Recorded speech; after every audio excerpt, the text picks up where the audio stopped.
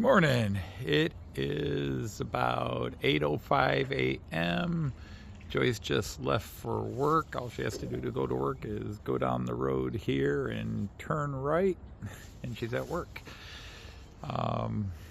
We had breakfast and we were watching Leslie Gilpin's newest from Carlisle today. I did get the lawn mowed, so it doesn't look quite like a jungle anymore. And I feel better that I did it. I was dead yesterday. I think I was asleep before my head hit the pillow last night. I'm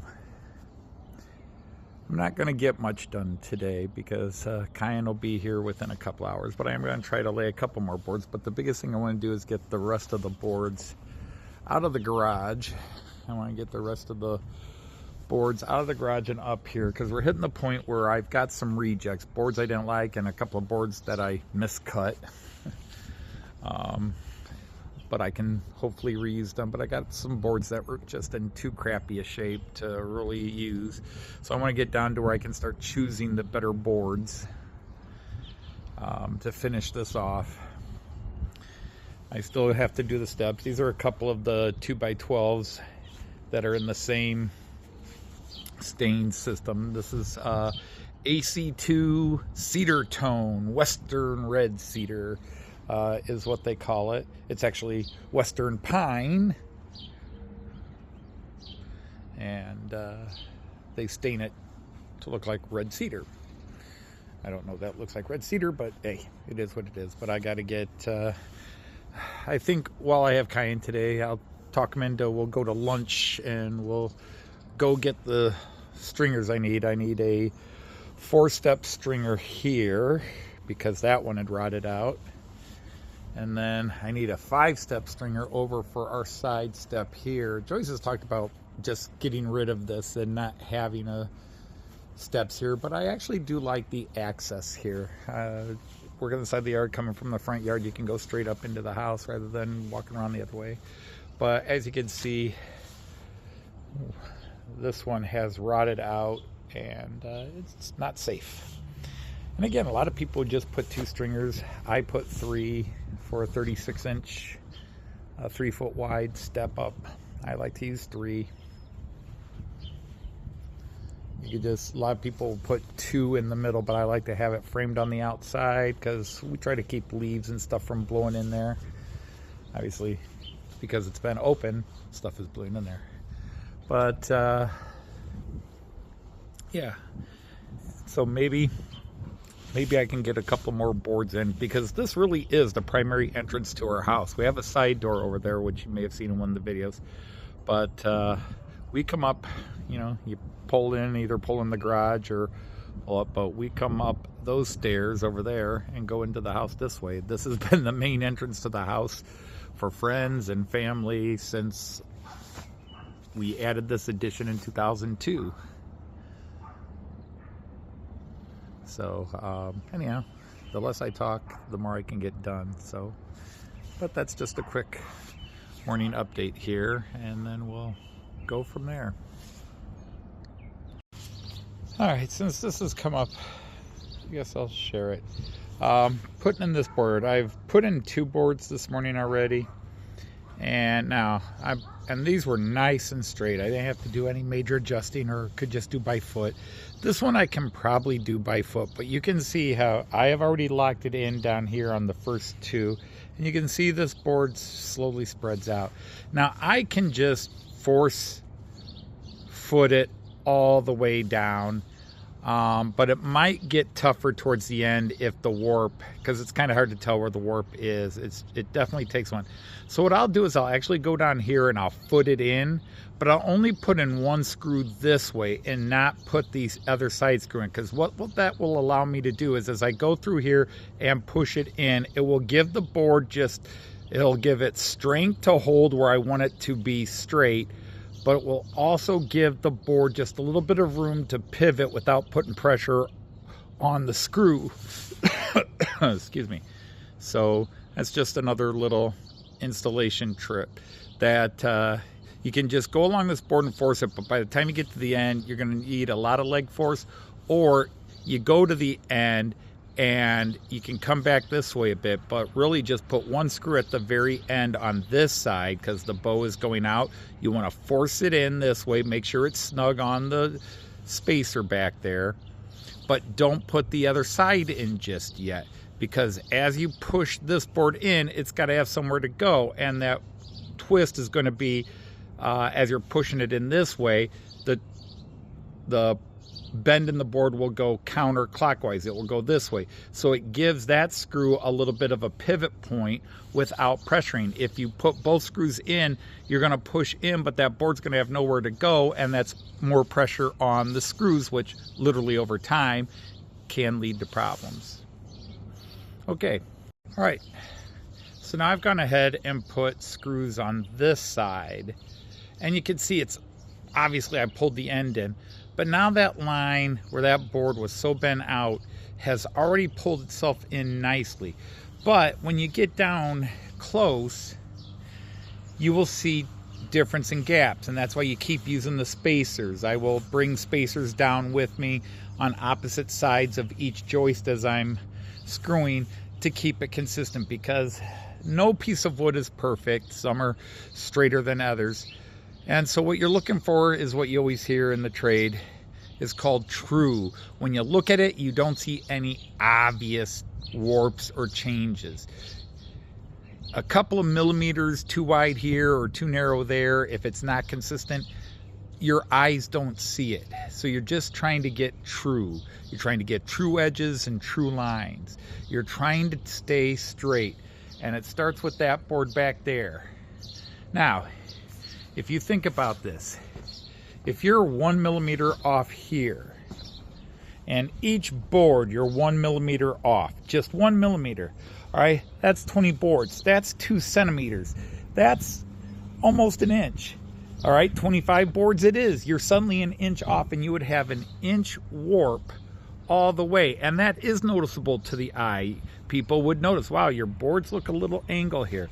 But by little tricks to keep it true, to keep it within tolerances, because the way you do it with the spacers is it might be slightly snug here, and then the next one was a little wider, and it evens out as you go down.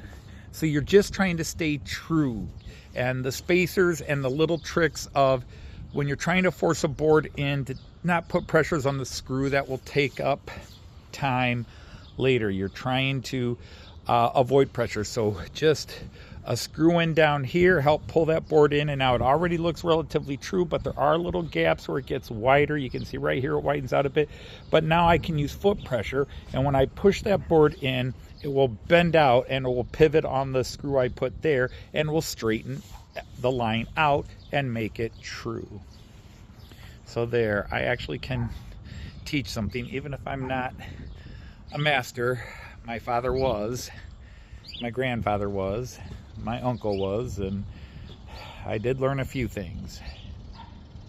And while I'm on the topics of a couple little tricks, is especially in the old days when I didn't have cool little tools like this, is I talked about when you have the wood is bowing out like this. It's bowing out, and you're pushing in, and you do this screw first. So anytime you have situations, and the nice thing about this tool is it really makes it easier, is, for example, if I have here where I've got my blocks in and they are really tight, okay, what I might do is screw this screw in first, because as that screw goes in and starts digging, it will pull the board this way, not even 0.5 millimeter, but it will pull it just a little, and it will anchor, and then when I put this screw in, it will push against that screw and not move the board back. So putting the screws in can make those subtle adjustments. This is fine, this is in tolerance. I could put this screw in. These would be really, really tight and hard to get out. But by putting this screw in, I'll be able to move these still relatively easy. You can maybe hear and see how snug those are, because again, that's a perfect gap there, but the board has a little warp this way. So now I'm trying to stretch it out, and I'll just make those adjustments all the way down to the end. Okay, so that's the last of my tricks, I think. Okay, It is about 7:25 on this Tuesday evening. I got a lot done, and I didn't get a lot done. I don't know if that would make sense, but if you don't know, I watch my grandson every Tuesday and Thursday, and when he's here, I'm fully devoted to him and basically keep him entertained for a while. But in the morning, before he got here, I was able to get the last few boards here, so I was able to line up to the steps. That's where I wanted to end last night. Well, I got to that this morning, so in a way, I was where I wanted to be by today, by the time Cayenne got here. Now, after Cayenne left, Joyce came out and helped me put in 4 more boards before dinner, and obviously I'm going to have to do trimming on these. I've got only 1 more board to go in, and you're like, well, why aren't you doing it? That's because it's going to be a very tricky special fit. I have to rip it, because as you can see, this gap here, the last board has to go between the board that's sitting here and this post, because this post is where the steps come up, and then I have to cut the steps in. So I have to cut it to fit in here, and I have a table saw to rip it, but I got a ton of stuff in the garage. I got to move and get out of the garage so I can move my table saw out long enough to rip a 14-foot board. Actually, these are 16-foot. So I don't have a lot of space. Now, really, I'll cut it down to a certain length and then rip it, but it'll still be a 12-foot rip. So I've got all that stuff I've got to get out of the way before I can pull my table saw out long enough that I can bring it out here and rip the board. And it's just not going to happen now. The problem is we are looking at rain coming in. I mean, that's actually a blue sky, but we're supposed to get rain a little bit tonight and off and on tomorrow. So, but I could work in the garage, get my charger out of the garage, and move my saw table over there and rip that last board, and if it's not raining, put it in. But that's where we're at. But so you know, you really get the sense of the expanse here now. And I still didn't make it out to the hardware store, the lumber yard, to get the last bit of stringers I need. 1 stringer for over here, and then 1 stringer for over here. I was hoping I could talk my grandson into doing it. He really didn't want to go anywhere today. He wanted to just stay home. I even tried to bribe him with going to lunch, and no. Wanted to stay at Grandpa's house. And I'm not going to make him go. This is not life-threatening or anything that it had to be done. I just feel like I've been wanting to go for a couple of days now, but I wasn't going to get to it today, so there was no rush. And now I may not get to it till Friday or Saturday, depending on how the weather works. But there we are. It was a small day, but I have a lot of this decking in. We can use the stairs. We can get back to some semblance of normal. I still have to go by. I've got a post I've got to set down. It's sitting on a spike. I have to take the post off the spike and hammer the spike into the ground. I had to reset it because we went with a 3-step instead of an odd 4-step arrangement that I had temporary over the winter. But there it is. And my yard is mowed, although I didn't do the edging, but I don't care right now. But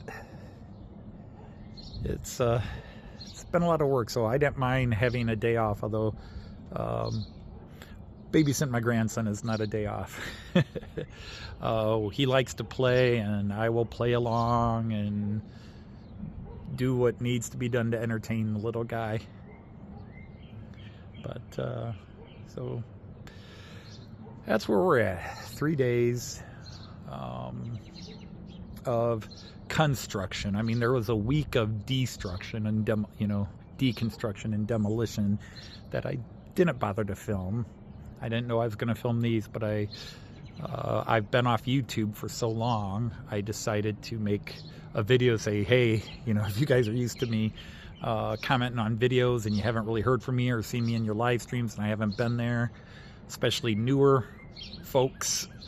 Well, this is why. This has been a sunrise to sunset job the last few days, and even before I started posting some videos on YouTube. And a couple of people have shown interest in it, and what the heck, it's content, even if it's not model trains. But it might explain why I'm not. The biggest question you might have on me is, you seem to really put a lot of work into this. Why don't you put that same effort into your model trains? Well, it comes out that I know what I'm doing here, and I know what I want to do. I know how it's going to look with my layout. I'm happy enough with my trains, and there's still some things on my layout I can't decide how I want to do it. And I've been stuck in those decisions for over 2 years. But anyhow, enough of that. But for those of you who've been enjoying these videos, thanks a lot. I appreciate the concerns, people talking about overworking. Guys, it's how I work. If I have a project and I know what I'm doing, I will work 10 hours. And yeah, I'll be dead tired afterwards, but it's working out, it's exercise. And I've been outside more the last 4 days than I have the last 6 months. So it's all good. Anyhow, so that's the short update for this third video I'm going to post. So thanks for watching, and take care, everybody.